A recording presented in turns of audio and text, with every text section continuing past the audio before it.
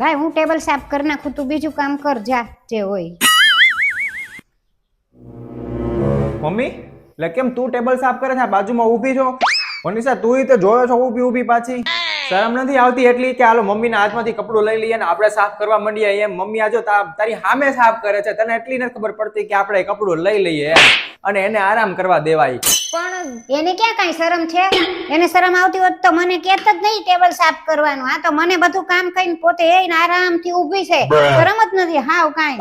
મને તો એમ કે તારા લગ્ન થશે તો મારે કાંઈ કામ નહીં, હું શાંતિથી ધર્મ ધ્યાનનું કરીશ.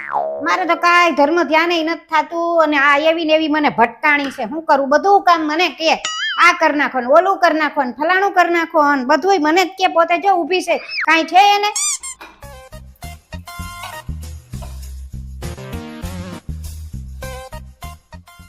મનીષા એક ગ્લાસ પાણી દે ને. હા આપું.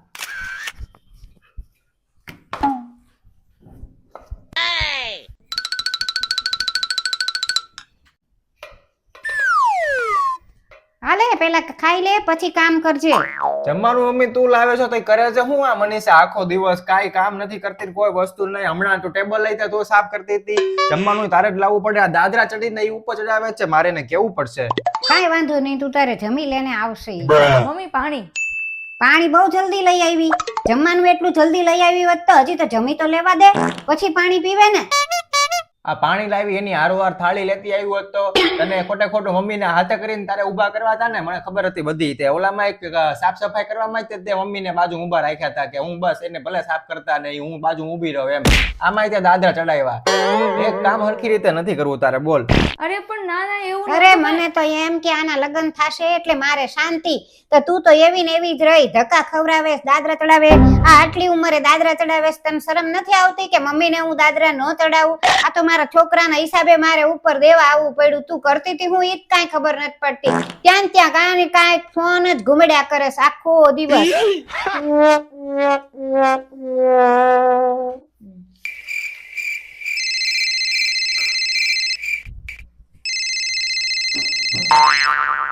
હેલો.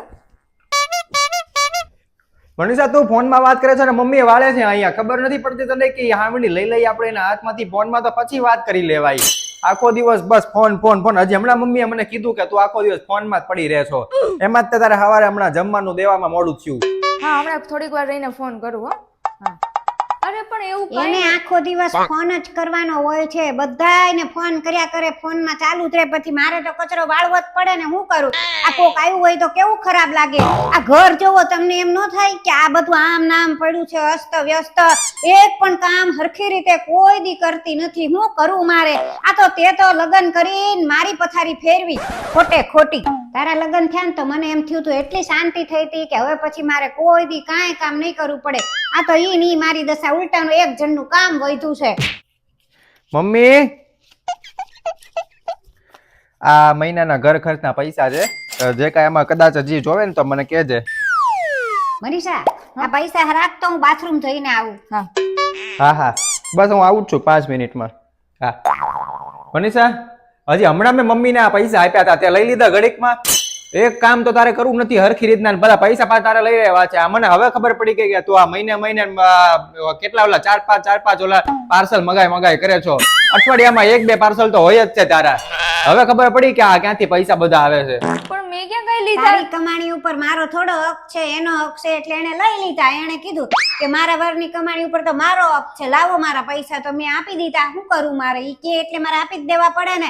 ભલે ને ગમે ઈ હોય તોય મારે એને દઈ દેવા પડે. તારા લગ્ન પછી મને એમ હતું કે મને જ બધું મળી જશે, પણ આ તો આ આવી તો ઈ લેવા માંડી. મને એમ હતું કે ઉલટાનું કે આ વધારે મને સાચવશે, મારે કાંઈ કામની આરામ. તો પૈસા લઈ ગઈ. માને તો એની કરતા પેલા સારું હતું, બધા પૈસા તો મને મળતા હતા. મનીષા મનીષા હા